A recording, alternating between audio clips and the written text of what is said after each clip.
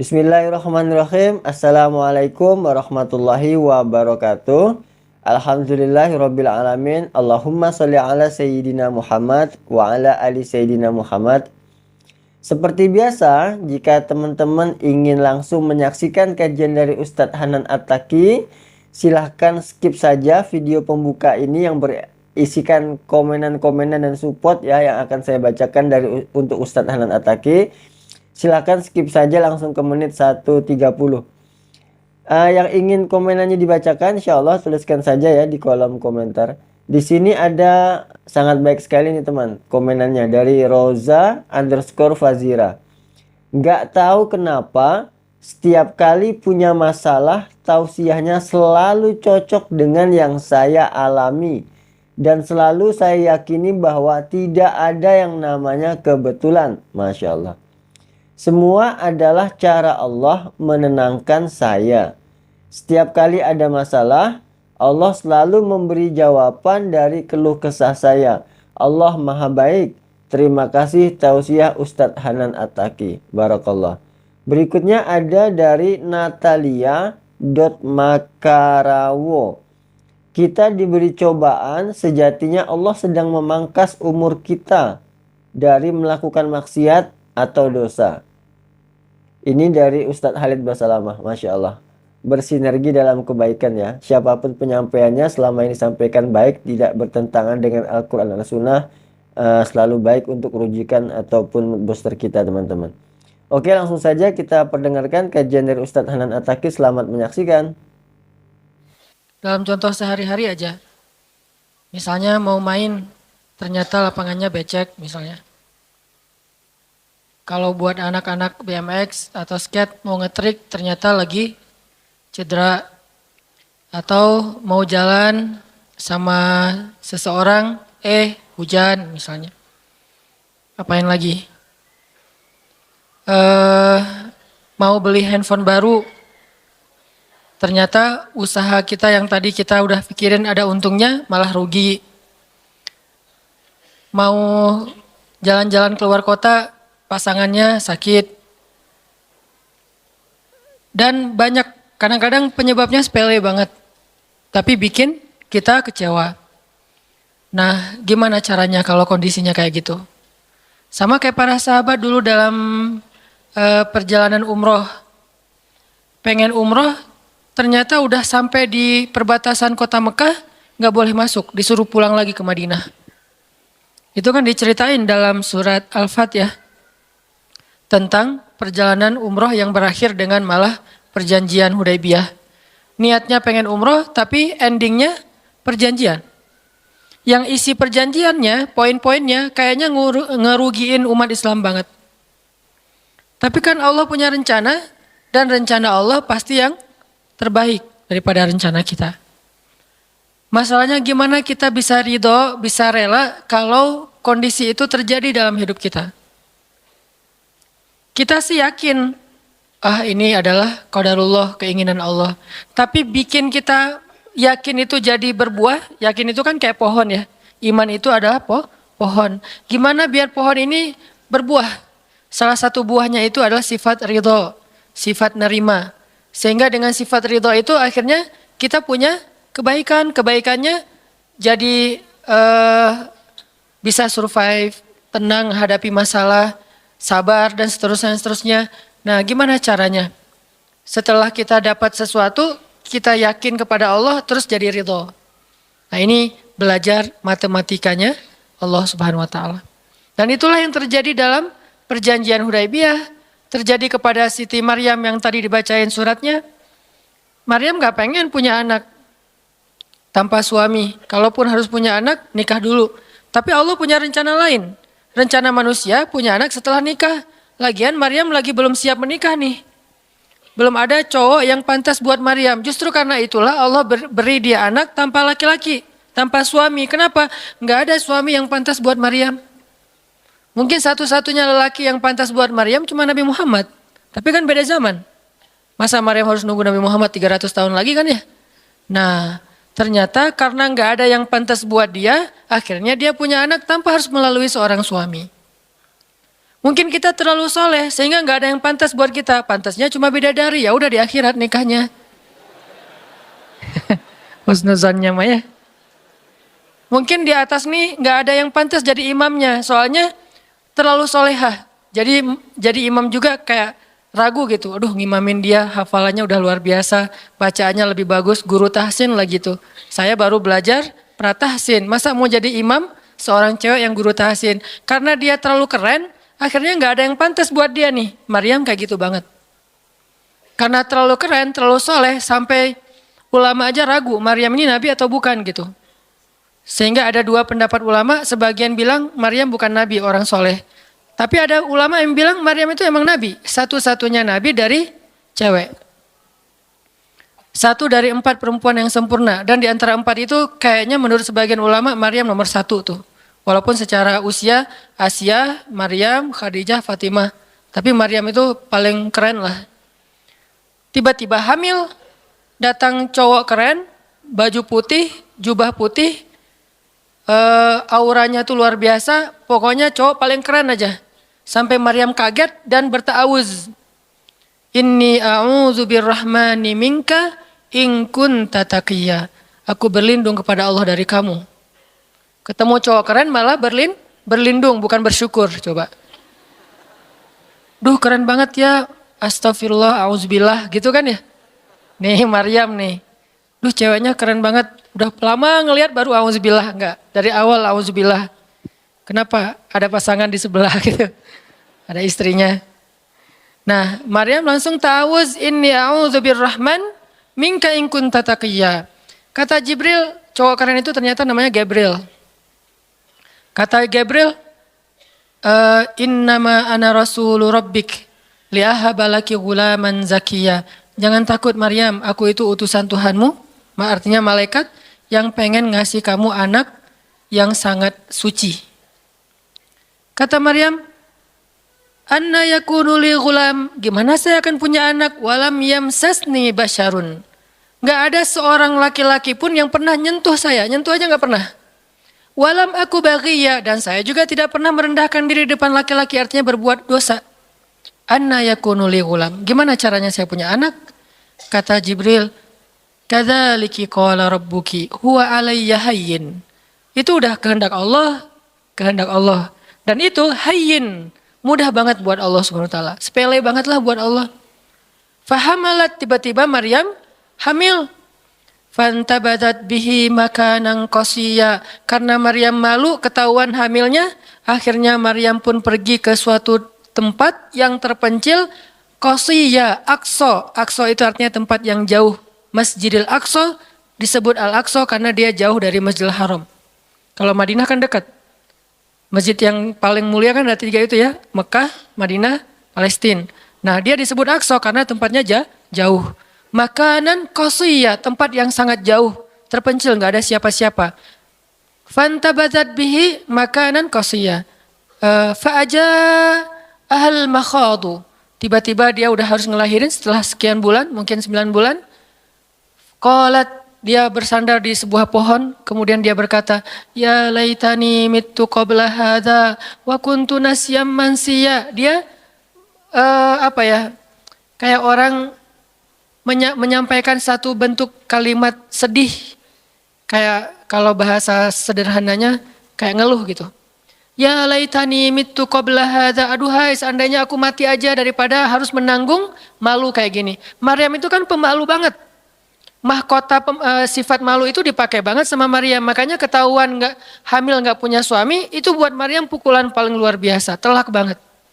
Walaupun dia nggak berbuat dosa, tapi tetap aja orang kan ngata-ngatain dia. Ditambah lagi Bani Israel, tahu sendiri kan Bani Israel suka banget viralin fitnah. Ada apa? Viral langsung di Bani Israel teh. Maryam hamil di luar nikah, viral. Semua orang ngomongin mana Maryam, mana Maryam. Terus rumahnya tuh dilemparin batu karena dianggap sebagai pembawa sial bagi Bani Israel. Dasar Maryam ngaku-ngakunya suci, sok suci segala macam. Sehingga Maryam bilang, ya laitani mittu qabla hadza. Aduhai seandainya saya mati aja sebelum ini terjadi pada saya. Sehingga saya menjadi orang yang tidak pernah dibicarakan oleh siapapun. Sedih. Berarti pengennya Maryam beda dengan pengennya Allah. Secara emosional, secara manusiawi, secara fitrah, ada penolakan dan itu manusiawi. Maryam menolak. Begitu juga sahabat muhajirin. Wa inna fariqam minkum lakarihun. Minhum lakarihun. Walaupun sebagian kalian itu dalam keadaan karih, menolak, nggak suka.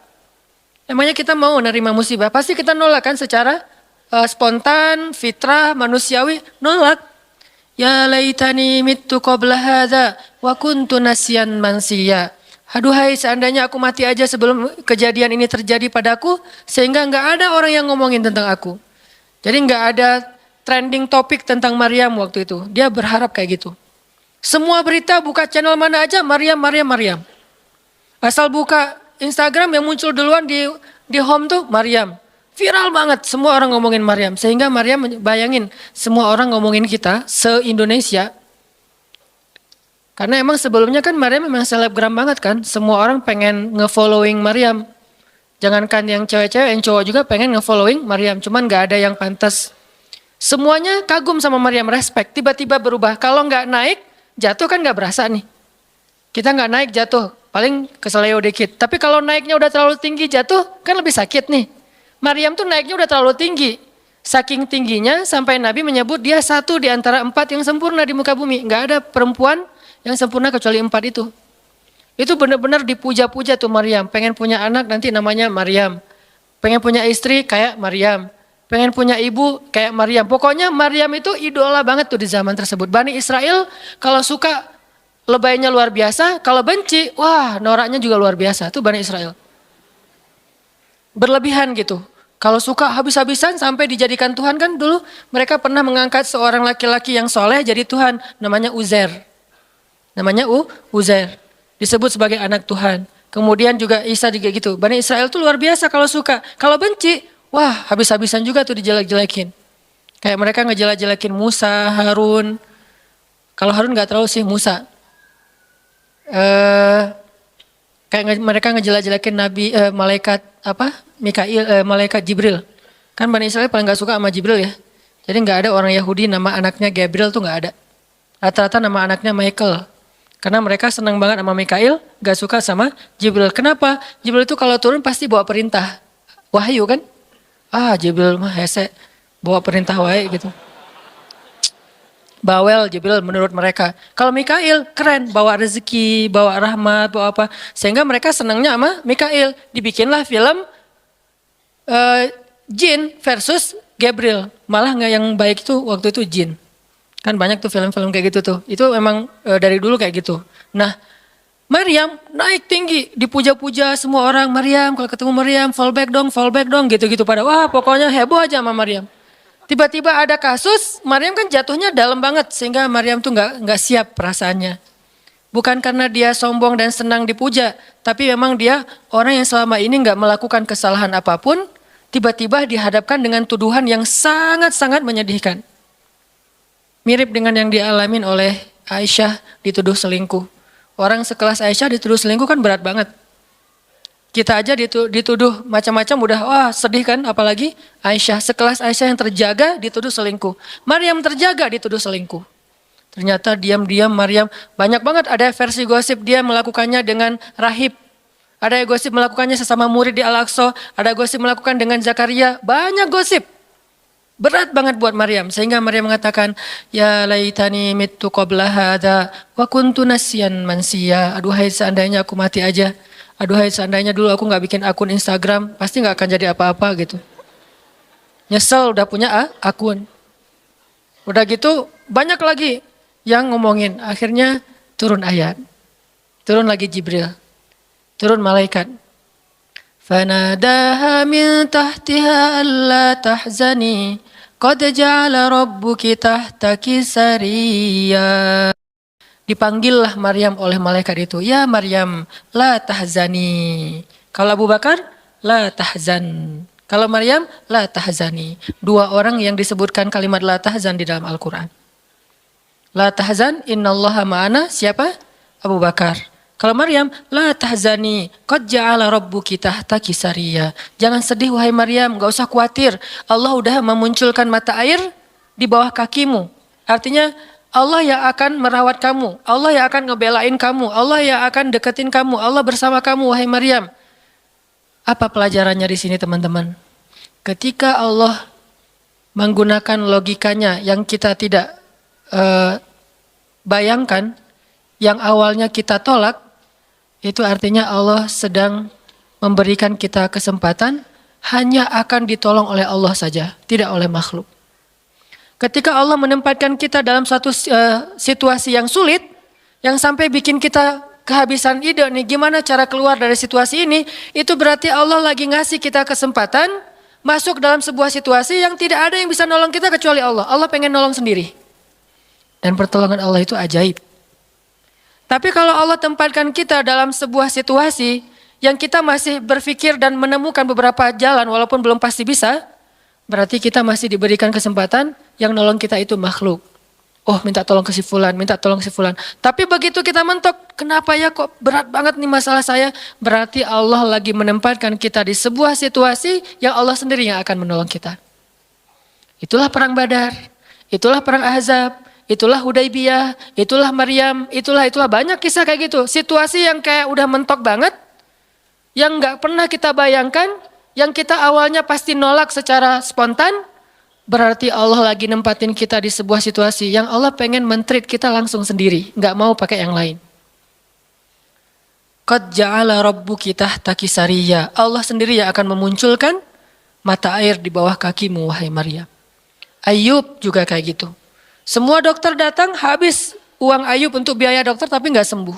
Kenapa? Allah gak pengen kesembuhannya dengan cara-cara yang kebayang oleh Ayub. Allah gak pengen kita dapat jodoh dengan cara yang kebayang oleh kita. Reunian, stalking Instagram, salah ngambil kebab. Pokoknya yang kebayang sama kita itu gak akan. Kenapa? Allah pengen ngasih kita cara yang cuman Allah sendiri yang tahu dan itu surprise. Dan itu istimewa banget. Apa itu? Kalau saya tahu berarti bukan surprise kan? Tunggu aja, masing-masing punya rahasia sendiri-sendiri. Dan ini yang bikin kita terus berharap. Sehingga Maryam tiba-tiba ngelihat di bawah kakinya sama Isa udah ada mata air. Minumlah dari mata air itu. Terus kata Allah, wa huzzi ilaiki bijid'in nakhlah tusaqit alaiki rutaban janiyya. Ya Maryam, goyangkan pohon kurma yang ada di sebelahmu. Kan dia tadi bersandar di pohon kurma pas ngelahirin. Terus disuruh goyangin tuh pohon kurma. Saya pernah bilang, bayangin gimana seorang perempuan yang baru ngelahirin, yang lagi lemah disuruh goyangin pohon kurma. Pohon kurma itu ukuran diameternya sebesar meja ini nih. Lebih besar daripada diameter pohon kelapa. Bayangin, ngegoyang pohon kurma sebesar ini, seorang perempuan, goyang gak tuh pohon? Gak bakal, laki-laki aja gak goyang, apalagi sendiri.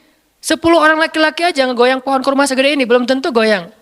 Goyang aja enggak, apalagi sampai ngejatuhin buah kurma. Kalau buah kurma yang udah tua jatuh masih mending, nih yang muda jatuhnya tuh. Berarti kan goyangnya lumayan tuh. Berapa skala Richter ya? Yang muda jatuhnya rutoban, janiyya, bukan kurma yang tamar, yang udah tua, yang udah emang dihembus juga pakai angin, jatuh enggak. Wahuzzi, goyangkan pohon kurma itu ya Maryam. Apakah Maryam berpikir, Allah kalau ngasih perintah yang logis deh? Enggak kan? Kan Allah tahu ini pohon kurma dan saya baru ngelahirin, masa disuruh goyang? Enggak. Logika kayak gini, pertanyaan kayak gini enggak muncul dari orang yang udah pasrah banget sama Allah, yakin kalau Allah yang perintahkan lakukan aja deh. Gak usah tanya gimana nanti hasilnya, itu bagian Allah, bagian kita ngelakuin apa yang Allah perintahin, disebut dengan ikhtiar. Kadang-kadang ikhtiarnya gak nyambung dengan hasil, tapi Allah suruh, ya udah lakuin aja. Maryam pegang tuh pohon, baru digoyang dikit udah langsung berguncang. Tusakit alaiki, jatuhlah, bukan jatuh, berjatuhanlah, berarti banyak nih. Berjatuhanlah untukmu rutoban janiyya, buah-buah kurma yang masih muda tapi manis. Artinya apa? Hasilnya Allah yang pilih. Kurma yang mana yang mau jatuh, dengan rasa apa yang mau jatuh, yang jaraknya sekian dari tempat duduknya yang Maryam yang akan jatuh. Allah yang menentukan hasil, tugasnya Maryam cuma ngegoyangin dong walaupun gak mungkin akan terguncang. Ini iman. Belajar iman. Allah yang suruh ya sudah saya lakukan. Allah suruh ikhtiar ya saya ikhtiar, Allah suruh berobat ya saya berobat. Tapi hasilnya Allah yang nentuin kayak gimana caranya. Akhirnya rutoban janinya berjatuhan. Kata Allah, fakuli washrobi wa qarri aina. Makanlah Maryam, minumlah Maryam, dan bersenang hatilah kamu dengan semua ini. Sehingga kata Nabi, Nabi komen setelah baca ayat ini nih. Nabi komen. Komen Nabi apa? Korma dan manusia itu ada hubungan sejarah. Diciptakan dari jenis tanah yang sama. Jadi pohon-pohon lain itu jenis tanahnya beda. Cuman satu yang mirip dengan manusia, jenis tanahnya korma. Sehingga salah satu yang cepat merecovery seorang perempuan yang baru ngelahirin adalah makan rutoban janiya, korma yang yang muda tapi manis. Jangan dikasih ke bayinya ya, keselak, bahaya. Kasih ke ibunya. Kalau ke bayinya, tamar, korma yang udah tua, terus dikunyah sama bapaknya dengan syarat bapaknya udah gosok gigi. Jangan habis makan bala-bala, cengek, makan kurma, kasih ke bayi. Kasih ke bayi yang tua, kasih ke ibunya yang muda. Dan itu cepat merecovery seorang perempuan. Kata Nabi, di situ ada obat dari penyakit. Intinya teman-teman, kayak gitu ternyata cara Allah. Ini logika Allah nih. Sehingga ketika kaum muslimin, balik lagi ke surat Al-Anfal, dihadapkan dengan satu pilihan yang mereka nggak pernah ngebayangin dan secara spontan karihun menolak, maka Allah Subhanahu wa taala menyampaikan kenapa Allah memilih itu. Karena kata Allah, tujuan dalam pencegatan ini bukanlah mengambil harta, tetapi untuk menunjukkan mana yang benar, mana yang batil. Ya sudahlah, daripada menentang Allah, sami'na wa ata'na, ikut. Walaupun sebetulnya hatinya masih karihun, nggak rela gitu. Ikutlah pilihan Allah dan Rasul. Mereka pun ganti rute dari yang tadi rute mau mencegat Abu Sufyan, sekarang rute kepada Abu Jahal. Mulai ngutus mata-mata Abu Jahal berapa pasukannya segala macam, bermalam di sebuah tempat di daerah situ. Malamnya Nabi itu nggak bisa tidur. Nabi sepanjang malam beristighosah. Jadi istighosah itu teman-teman salah satu di antara sunnah-sunnah Nabi SAW. Apa istighosah artinya? Doa yang sangat lama. Nabi malam itu sama Abu Bakar berdua nggak tidur, yang lain pada tidur kan besok mau perang nih. Malam ini mereka tidur, besok mau tanding aja disuruh tidur kan ya. Apalagi besok mau perang. Tidur, wajib tidur. Yang belum tidur pokoknya pura-pura tidur. Tidur aja. Kayak kita besok mau akad kan harus tidur ya. Walaupun susah tidurnya.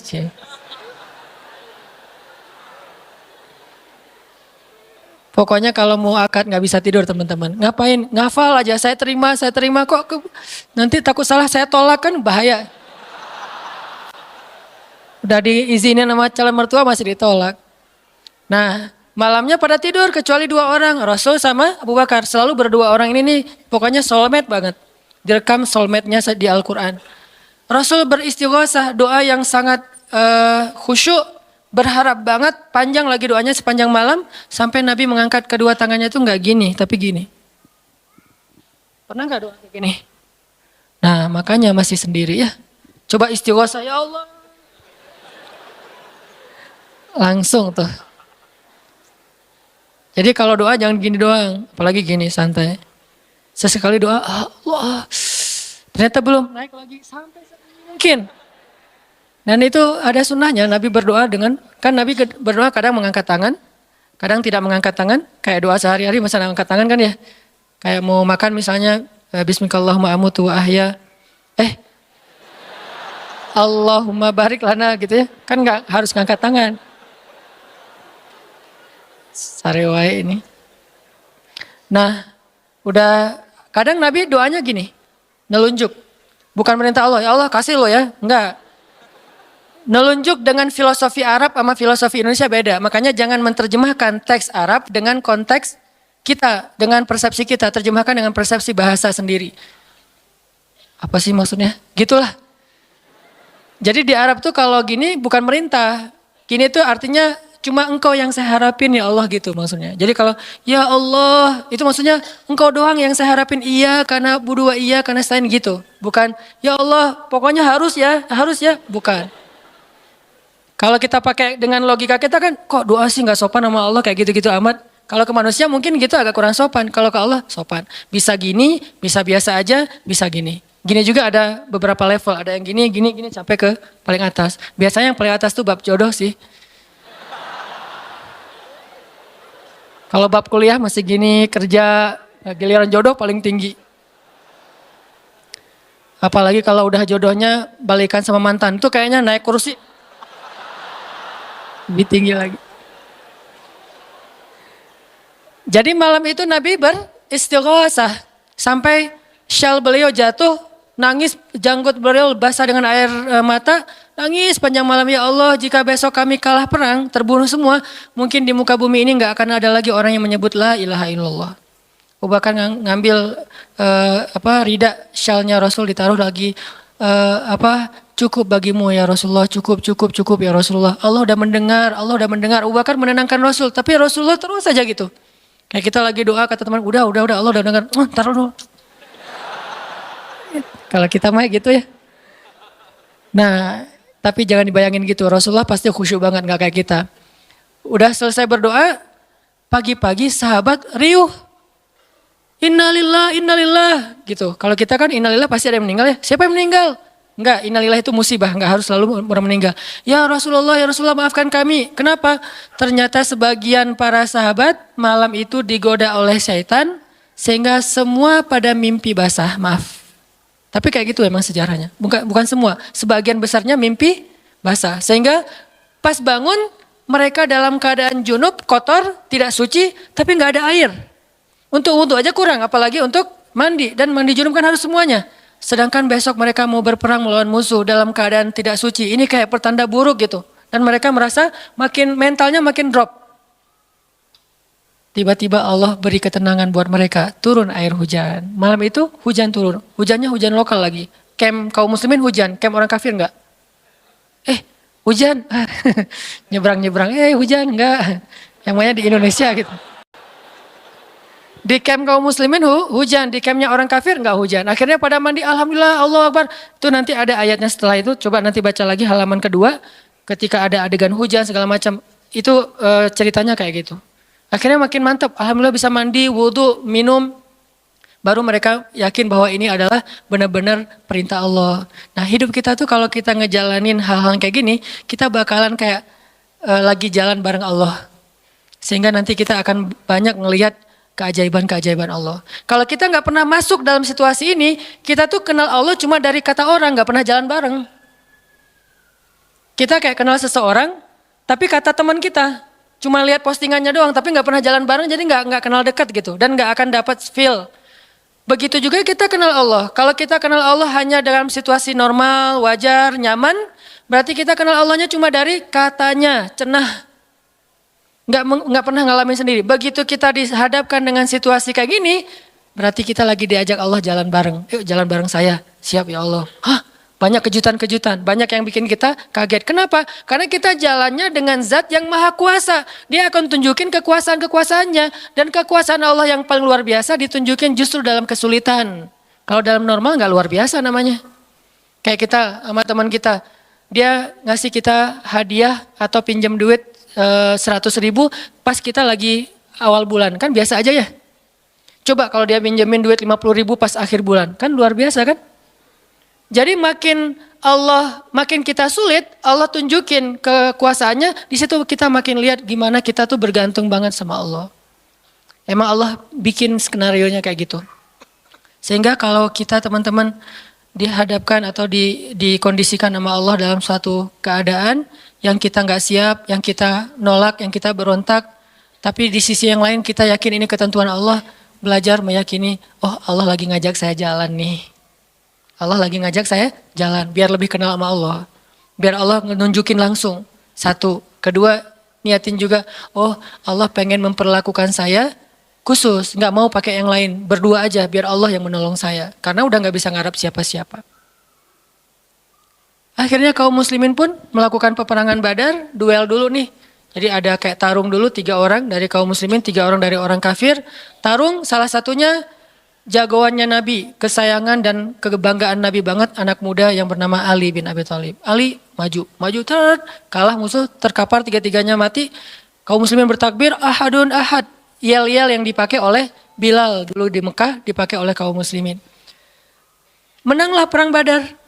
Dan dalam peperangan itu Allah tunjukkan yang luar biasa, kaum muslimin ditolong oleh makhluk yang turun dari langit berbondong-bondong, terbang menyambar dengan pakai ikat kepala berwarna hijau. Malaikat. Jadi ada khusus malaikat yang tugasnya sebagai malaikat militer. Ini malaikat angkatan udara nih. Malaikat militer. Kalau yang tadi kan di Maryam angkatan darat. Jadi ngasih korma segala macam. Ini angkatan udara. Nyambar dari atas, bayangin. Kaum muslimin lagi perang, tiba-tiba serangan udara kan luar biasa tuh. Dan ini pertolongannya munculnya kenapa? Karena kaum muslimin memilih pilihan Allah. Menggunakan logika Allah. Di logika itu, di jalan itu, di kondisi itu, Allah bakalan nunjukin banyak keajaiban. Kalau kita pengen lihat keajaiban, belajarlah untuk bersabar kalau kita tiba-tiba berada dalam kondisi kayak gitu. Kalau enggak, kita enggak akan pernah ngelihat keajaiban dan kebesaran Allah. Tiba-tiba datang malaikat nyamber, terus pergi lagi, nyamber lagi. Itu berbondong-bondong tuh, ribuan malaikat. Ngapain sih kok banyak banget ribuan malaikat? Sebetulnya satu malaikat juga ngehembus kan habis tuh orang kafir ya. Ya apaan sih orang-orang, habis kan ya. Gampang kan buat malaikat, kenapa sampai ribuan? Kata Allah alasannya bukan untuk ngancurin orang kafir. Alasannya untuk meneguhkan orang beriman. Jadi Allah kirim banyak tujuannya untuk meneguhkan orang beriman. Sehingga bertambahlah keyakinan mereka kepada Allah Subhanahu wa taala. Kita aja yang memang tidak diberikan kesempatan bisa ngelihat malaikat. Tapi malaikat tuh nolongin kita. Terutama nolongin teman-teman yang masih fisabilillah. Itu Allah, malaikat dekat banget sama mereka. Saya udah gak tega nyebutnya. Udah lama kan saya gak menggunakan kata itu ya. Gak tega juga lama-lama. Teman-teman yang masih sendiri, yang masih dalam penantian, malaikat itu kalian gak sendiri, ada malaikat di sebelah. Malaikat juga kasihan sama kita.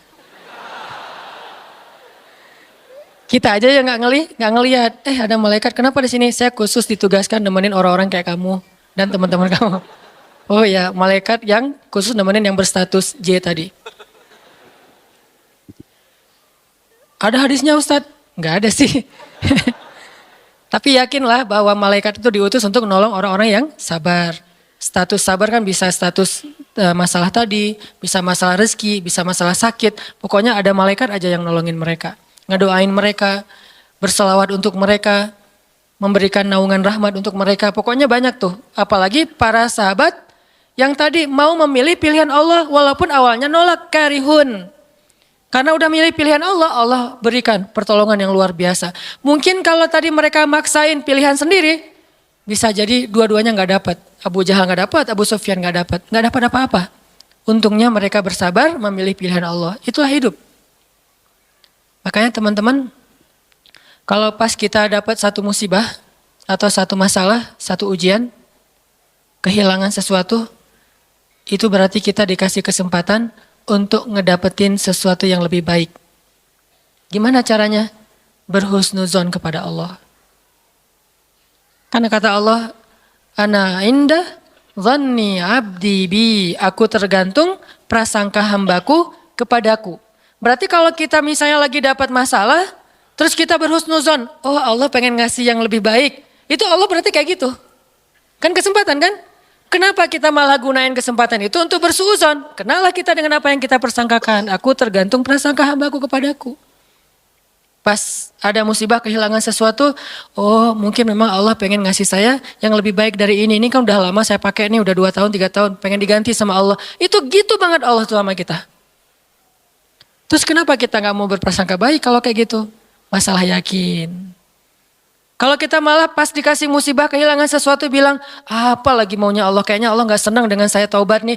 Maka Allah juga akan memperlakukan kita kayak kita prasangkain. Makanya kalau kita dapat musibah, ujian, itu berarti kita dikasih kesempatan untuk memikirkan sesuatu yang baik yang akan Allah kabulkan. Kalau nggak dikasih itu, berarti kita nggak dikasih kesempatan memikirkan yang lebih baik. Begitu dikasih, oh saya harus mikirin yang lebih baik nih. Kayak gitu aja terus. Apapun musibahnya. Termasuk yang tadi, gagal dalam hubungan, diputusin atau ditolak. Kita mikirin, oh berarti Allah mau ngasih yang lebih baik dari dia. Ternyata tetap ujung-ujungnya dia juga. Kok bisa? Oh berarti dia diperbaiki sama Allah. Dibuat lebih baik, dibuat lebih soleh, lebih pantas, baru bareng dengan kita. Coba kalau nggak dibuat lebih soleh udah langsung jadian. Kan bisa bahaya juga buat kita. Stres juga kan mikirnya ya. Makanya Nabi mengatakan sebaik-baik perhiasan adalah istri yang soleha. Itu benar-benar menyenangkan hati. Kebahagiaan bagi laki-laki itu adalah memiliki seorang istri yang soleha. Istri yang soleha itu bukan cuman istri yang hafal Qurannya banyak, yang hafal hadisnya bukan wawasan. Istri yang soleha itu istri yang akhlaknya baik. Yang kalau kita ngelihat dia langsung bahagia. Jadi pulang ke rumah itu gak pernah nyetel TV. Kenapa papa gak pernah lihat TV? Kan lihat mama. Ya. Yang lama nonton TV pasti ini gak nyaman ngelihat istrinya nih. Jadi kalau sampai rumah bikin kopi, duduk di tengah ruangan, lihat istri lalu lalang gitu. Pak, TV-nya di situ, ngapain ke sana kemana mama pergi? Itulah hiburan buat papa. Berat juga Pernah nggak ngomong kayak gitu? Belum. Gimana mau ngomong nggak ada orangnya ya? Nanti kalau udah ada gitu tuh. Makanya saya jarang nonton TV Sering nonton YouTube soalnya. Nah ini ya teman-teman. Jadi kita berprasangka begitu dikasih musibah. Oh berarti Allah pengen ngasih yang lebih baik. Yang terbaik deh yang kita prasangkain. Karena Allah akan kayak gitu banget. Inilah rahasia matematika Allah. Ya Allah berlakukan kepada Ahlu Badar. Ya Allah berlakukan kepada para sahabat yang berjanjian Hudaybiyah. Bayatul Ridwan. Ya Allah berlakukan kepada Siti Hajar, Maryam, dan banyak lagi kisah-kisah yang benar yang disebutkan di dalam Al-Quran. Mudah-mudahan nambah yakin kita bukan minta musibah, tapi emang itu fitrah kehidupan manusia. Udah kayak gitu sunatullah, semua yang hidup pasti dikasih ujian. Jangankan orang biasa, jangankan orang beriman, orang biasa aja dikasih ujian, apalagi beriman.